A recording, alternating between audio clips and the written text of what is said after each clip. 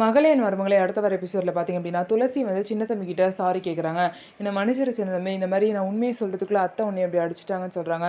சரி, நடந்து முடிஞ்ச விஷயம் தானேங்க, அதை ஏன் பேசிகிட்டு இருக்கீங்க, விடுங்க அப்படின்னு சொல்லிட்டு சின்ன தம்பி சொல்கிறாங்க. இல்லை, இந்த விஷயம் உங்கள் அம்மாவுக்கு தெரிஞ்சால் இந்த மாதிரி ஒரு பழியை என் பையன் மேலே போட்டிங்கன்னு சொல்லிட்டு அவங்க கஷ்டப்படுவாங்களே அப்படின்னு சொல்லிட்டு துளசி சொல்கிறாங்க.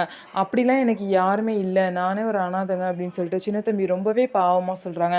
இந்த நேரத்தில் பார்த்தீங்க அப்படின்னா சிவகாமி நாச்சியார் வந்து பெரிய கும்பலே கூட்டிகிட்டு அபிராமி நாச்சியார் வீட்டுக்கு வந்திருப்பாங்க. என்ன அப்படின்னு பார்த்தா அபிராமி நாச்சியார் அந்த பவானி அப்படிங்கிறவங்கள அடிச்சிருப்பாங்க. எதுக்காக அவனை அடிச்சாங்க அப்படின்னா துளசியை தப்பாக பார்த்துருக்காக அடிச்சிருப்பாங்க. ஏன்னா பவானி பார்த்தீங்க அப்படின்னா அந்த சிவகாமி நாச்சியாரோட ஆளு. இதனால பார்த்தீங்க அப்படின்னா சிவகாமி நாச்சியார் அபிராமி நாச்சியார் மேலே நீ வந்து பிராந்து கொடுன்னு சொல்லவும் அவங்களும் பிராந்து சொல்லி இந்த மாதிரி பஞ்சாயத்தை கூட்டிடுவாங்க. ஸோ அபிராமி நாச்சியார் மேலே எந்த தப்பும் இல்லை. ஸோ அப்படி இருக்கும்போது நம்ம பஞ்சாயத்து கூட்டலாமா அப்படின்னு சொல்லிட்டு யோசிச்சு ஊர் மக்கள் எல்லாம் பஞ்சாயத்தை கூட்டாமல் நேராக அபிராமி நாச்சியார் வீட்டுக்கே வந்துடுவாங்க. இந்த விஷயத்த பார்த்தீங்க அப்படின்னா அபிராமி நாச்சியார் கிட்ட சொல்லுவாங்க. வேணும்னே சிவகாமி நாச்சியார் பார்த்தீங்க அப்படின்னா அவங்கள வம்பளுக்கிறதுக்குன்னு இந்த மாதிரி வேலையெல்லாம் பார்த்துட்டு இருக்காங்க.